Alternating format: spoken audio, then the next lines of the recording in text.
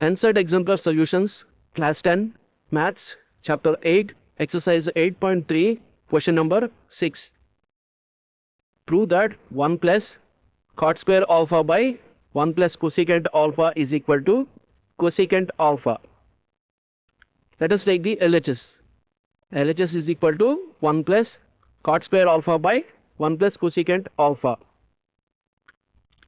We know the identity cosecant square alpha is equal to 1 plus cot square alpha. Let us bring 1 to the LHS.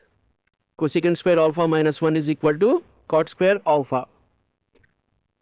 LHS is 1 plus, we can write cot square alpha as cosecant square alpha minus 1 divided by, in the denominator, let us rearrange the terms. Cosecant alpha plus 1. Numerator is of the form a square minus b square, which is equal to a plus b into a minus b.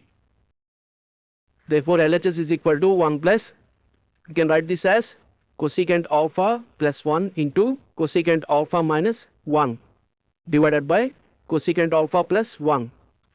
From both numerator and denominator, we can cancel cosecant alpha plus 1, which is equal to 1 plus, the term that is remaining is cosecant alpha minus 1. We can cancel plus 1 and minus 1, that is equal to cosecant alpha, which is equal to the RHS. Therefore, LHS is equal to RHS. Hence, proved.